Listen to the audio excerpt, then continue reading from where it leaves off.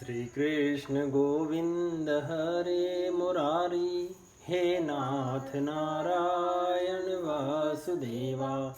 श्री कृष्ण गोविंद हरे मुरारी, हे नाथ नारायण वासुदेवा।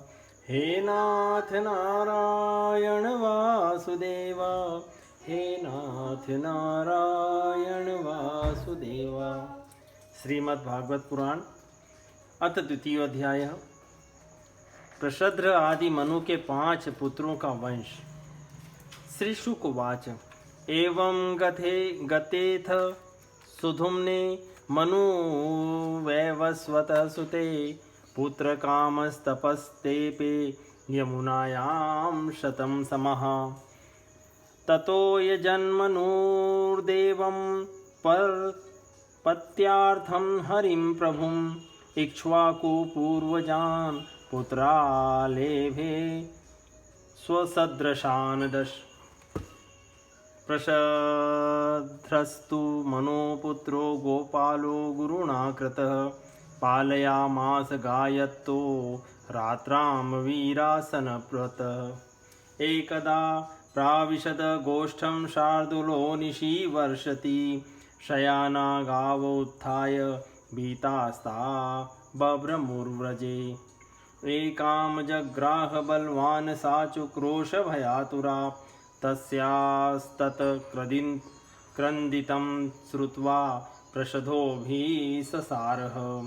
खड्गमादाय तरसा प्रलीनोड्डुगणे निशि, अजानन् हनद बभ्रो शिरः शार्दूलशङ्कया। श्री सुखदेव जी कहते हैं, परीक्षित, इस प्रकार जब सुधुम्न तपस्या करने के लिए वन में चले गए, तब वैवस्वत मनु ने पुत्र की कामना से यमुना के तट पर 100 वर्ष तक तपस्या की।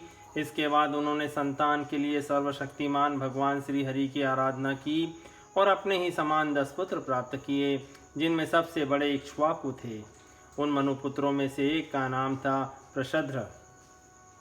गुरु वशिष्ठ जी ने उसे गायों की रक्षा में नियुक्त कर रखा था, अतः रात्रि के समय बड़ी सावधानी से वीरासन से बैठा रहता और गायों की रक्षा करता।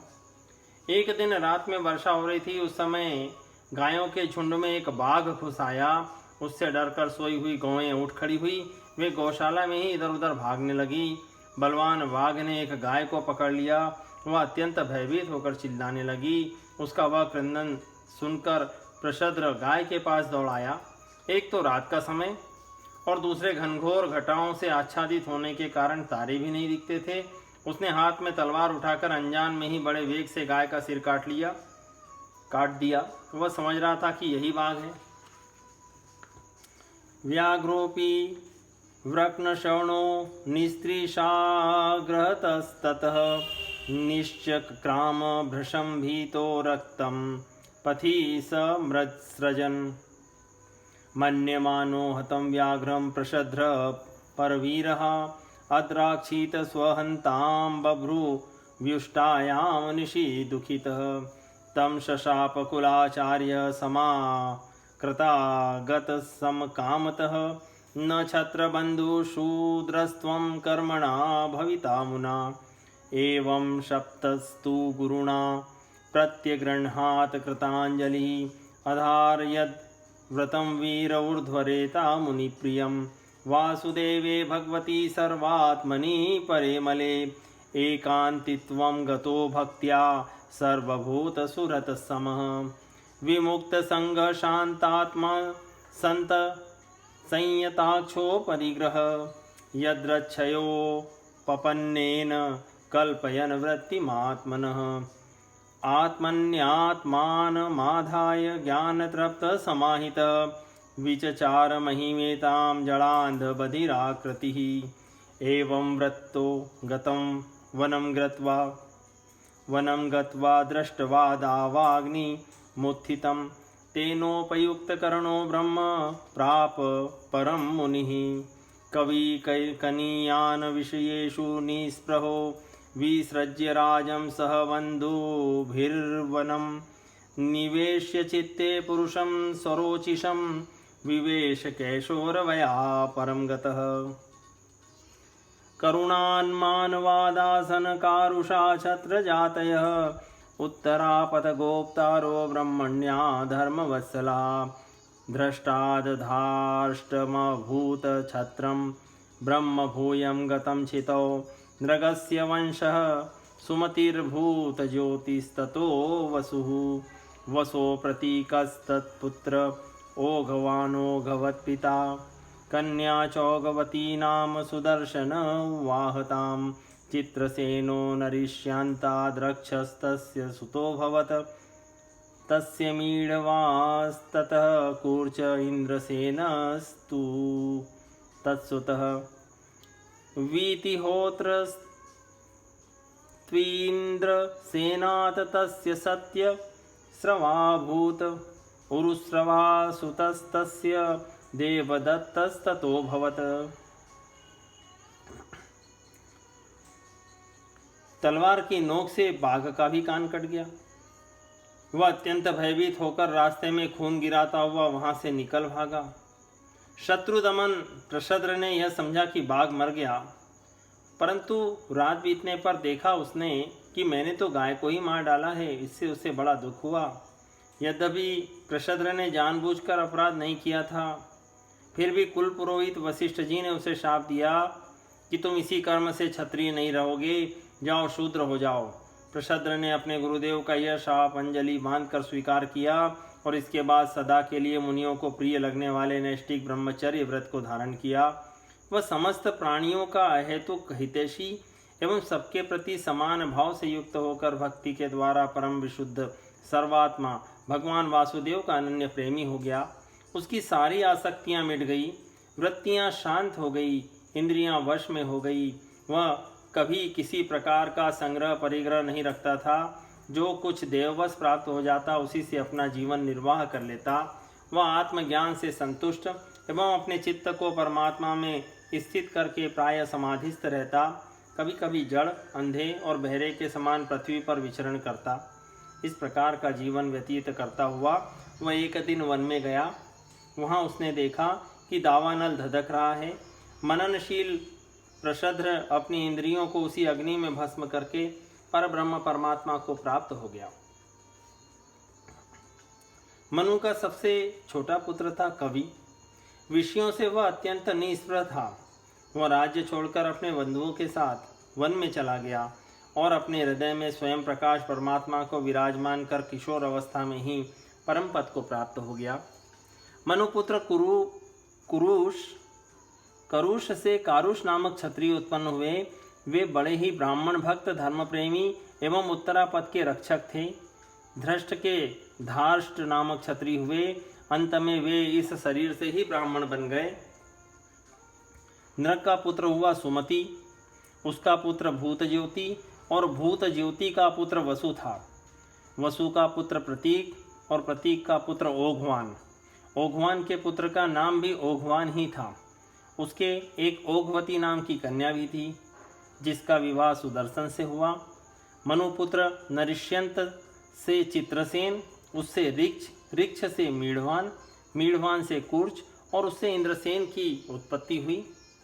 इंद्रसेन से वीतिहोत्र, उससे सत्यस्रवा से उरुस्रवा और उससे देवदत्त की उत्पत्ति हुई। ततोऽग्निवेश्यो भगवान् अग्नि स्वयंभूत सुतः कानीन इति विख्यातो जातु कर्ण्यो महानषि। ततो ब्रह्मकुलं जातमाग्निवेश्यायनं नृप नरिष्यन्तान्वय प्रोक्तोदिष्टवंशमतः शृणु। नाभागोदिष्टपुत्रोऽन्य कर्मणा वेश्यतां गतः भलन्दनः सूत्रस्तस्य वत्स प्रीतिर्भलन्दनात् वत्सप्रीते सुत प्रांशुस्तत्सुतं प्रमतिं विदु खनित्रः प्रमतेस्तस्मा चाक्षुक्षोऽथ विविंशति सुतोरंभ खनी नेत्रोस्य धार्मिकः करंधमो महाराज तस्यासीदात्मजो नृप तस्यावीक्षित सुतो यस्य मरुतश्चक्रवर्त्यभूत। संवर्तो याजयद यं वे महायोग्यं गिरसुतः मरुत्तस्य यथा यज्ञो न यथान्यस्य कश्चन सर्वहिरण्मयं त्वासीद यत्किंचिच्चास्य शोभनम्। देवदत्त के अग्निवेश्य नामक पुत्र हुए, जो स्वयं अग्निदेव ही थे। आगे चलकर वे ही कानीन एवं महर्षि जातुकर्ण के नाम से विख्यात हुए। परीक्षित, ब्राह्मणों का अग्निवेश्यायन गोत्र उन्हीं से चला है। इस प्रकार नरिष्यंत के वंश का मैंने वर्णन किया। अब दिष्ट का वंश सुनो। दिष्ट के पुत्र का नाम था नाभाग। यह उस नाभाग से अलग है जिसका मैं आगे वर्णन करूंगा। वो अपने कर्म के कारण वैश्य हो गया। उसका पुत्र हुआ भलंदन और उसका वत्सप्रीति। वत्सप्रीति का प्रांशु और प्रांशु का पुत्र हुआ प्रमति। प्रमति के खनित्र, खनित्र के चाक्षुष और उनके विविंशति हुए। विवंशति के पुत्र रंभ, रंभ के पुत्र खनी नेत्र, दोनों ही परम धार्मिक हुए। उनके पुत्र करंधम और करंधम के अवीक्षित महाराज परीक्षित। अवीक्षित के पुत्र मरुत चक्रवर्ती राजा हुए। उनसे अंगिरा के पुत्र महायोगी संवर्त ऋषि ने यज्ञ कराया था। मरुत्ता का यज्ञ जैसा हुआ वैसा और किसी का नहीं हुआ। उस यज्ञ के समस्त छोटे बड़े पात्र अत्यंत सुंदर एवं सोने के बने हुए थे। अमाध्यदिन्द्र सोमेन दक्षिणाभिर्द्विजातयः मरुतः परिवेष्टारो विश्वे देवा सभासद मरुतस्य दमपुत्रस्तस्यासीदराज्यवर्धन स्रधृतिस्तत्सुतो जज्ञे सौधृतेयो नरसुतः तत्सुतः केवलस्तस्माद् बन्धुमान् वेगवांस्ततः बन्धुस्तस्याभवद यस्य तृणबिन्दुर्महीपतिः तं भेजे लम्बुषा देवी भजनीय गुणालयं वराप्सरायतः पुत्रा कन्या चेड्विडाभवत् तस्यामुत्पादयामास विस्रवा धनदं सुतं प्रादाय विद्यां परमामर्षि योगेश्वरात् पितुः विशालशून्यबन्धुश्च धूम्रकेतुश्च तत्सुतः विशालो वंशकृतर्राजा वैशालीं निर्ममे पुरीं हेमचन्द्रसुतस्तस्य धूम्राक्षस्तस्य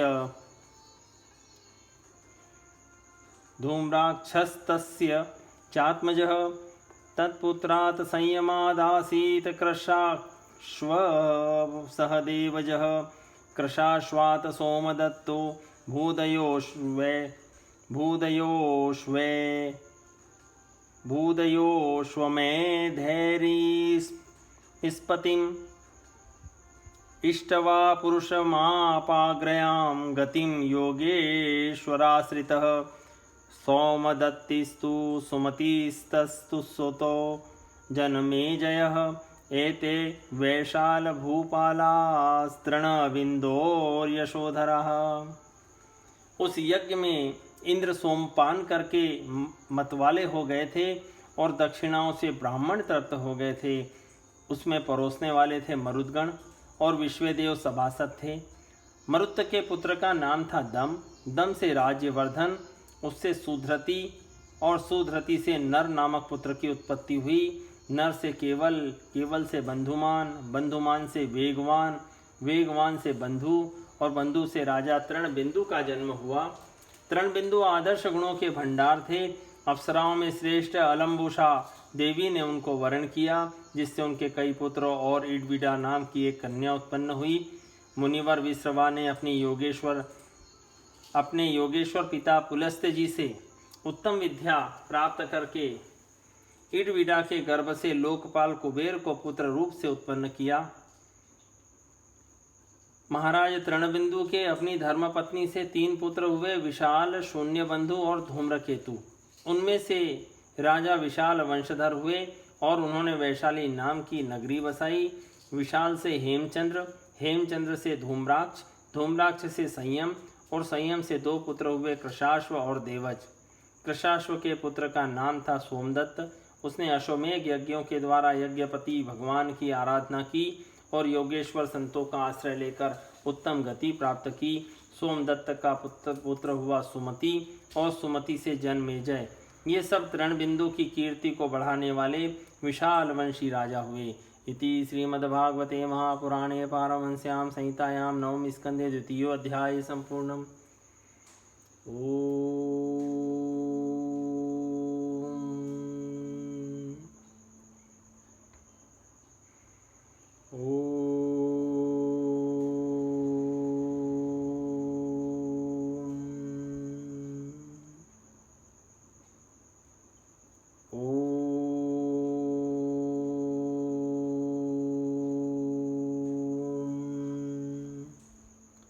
श्री कृष्ण गोविंद हरे मुरारी, हे नाथ नारायण वासुदेवा। श्री कृष्ण गोविंद हरे मुरारी, हे नाथ नारायण वासुदेवा। हे नाथ नारायण वासुदेवा, हे नाथ नारायण